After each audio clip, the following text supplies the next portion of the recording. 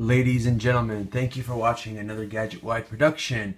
Now in this video, I'm going to go ahead and demonstrate GadgetWide Cloud Control version 1.2.6.04 RC1. What that basically means is it's the fourth revision of version 1.2.6 onto version 1.2.7. And this is a release candidate and it is an internal build, and in this particular video I'm going to go ahead and demonstrate GadgetWide's cloud control bypassing and iPod Touch 5th generation with iOS 8 Beta 2.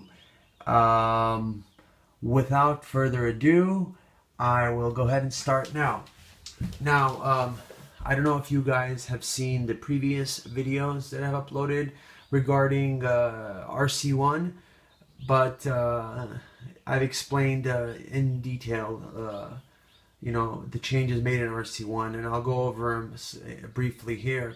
Basically, GadgetWide was working, flawlessly until about May 31st. On or around that date, Apple made some kind of a modification to their authentication protocol, and it drastically changed the way the activation was processed, hence rendering the iCloud bypass tool version 1.2.6 not working. It did work to some extent to where it would bypass the device on iCloud and on iTunes, but it did not push it to the device because of the modification that Apple made. So I figured out what it is that they did, and I have incorporated it into this RC build. And RC stands for release candidate, which means that this is a candidate for the final release that may end up on your computer. So you may be using this particular one that I'm demoing here, guys. So here I go. So as you saw there, iTunes is requiring me to activate the device because it's iCloud locked. And let's look here. English.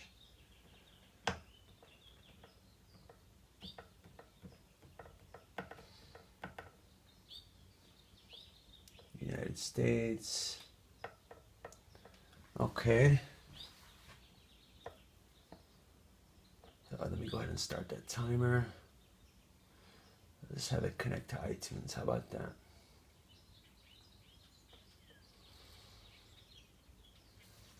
There we go. All right. So let me go ahead and run GadgetWide. Now, zoom in just a little bit here so you can see. This is indicating that this is the RC build version 1.2.604, and it's the splash screen, and it's done loading there. So let's continue here.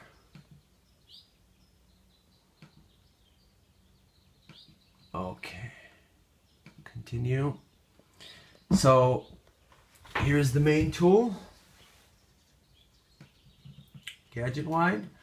Now let's have it go ahead and run.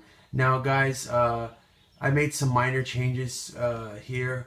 There is a not working for you option here, and what this does is it'll go ahead and reload the activation bypass and reconfigured to the basically to the, how should I say, to the requirements that your particular machine and device need. So it'll diagnose the output of a previous failure and will relaunch the tool with the modifications to have a successful bypass. Now hopefully you shouldn't use this too often because the bypass should generally work just fine. And below that we have how to use this. This is just the basic guidelines on how to use the product. And then we have the lightning bolt here. The lightning bolt basically is gonna allow companies and large businesses to use their internal servers rather than connecting externally and those internal servers will be able to communicate with GadgetWide's user agent, which I will be making the particular parameters public shortly, so users can now go ahead and make their own internal server communicating with the user agent in order to obtain the bypass. However, the bypass as it stands, version 1.2.604, does work just fine the way it is, does not need any changes or modifications. Now, the Lightning Bolt has 7 different modes. Now, as you can see, default mode is service mode 1 right there. So that is the default mode. Each time you press it, the mode will change, and additional settings can be modified for that in preferences. Alright, so I'm going to go ahead and start this tool here. Let's see. Okay, so it says this iPod running iOS 8 Beta 2 has been lost. Please call me. So this device is in lost mode. Okay. Let's see, just for the record, today's date is January 21st, 2014. It's a Saturday. So we minimize that, start the tool. Let's wait for that green bar. Now, I don't have the certificate errors anymore because I've modified the way we do this. So it's, there we go. Now it's saying it's not the correct server. Boom, there you go. You saw that, guys? Instant bypass. Enable location services. Set up his new iPod.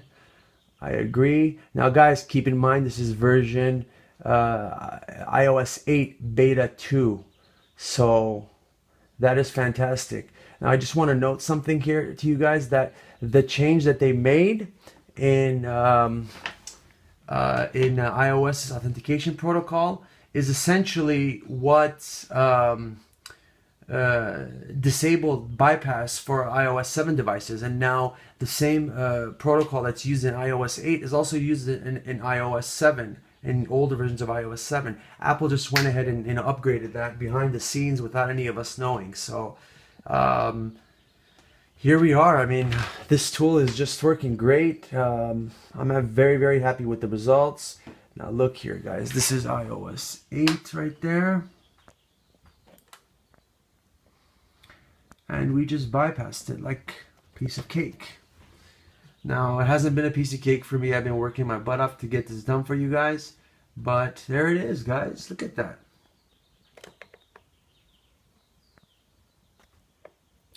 iOS 8.0. All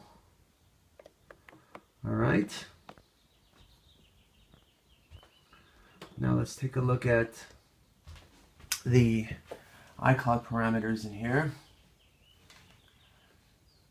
iCloud, blank, empty, clean slate. That's just fantastic. That is fantastic. So we have a device here, ready to go. iCloud bypass, iOS 8 Beta 2. Guys, I'm very excited about this. I'm excited to bring this out to the public, and this is a demonstration of it working on a iPod Touch 5th generation running iOS 8 Beta 2. Guys, thank you for watching, and please rate this video and leave your comments. And please visit www.gadgetwide.com for more information and details. Thank you for watching, and have a great day.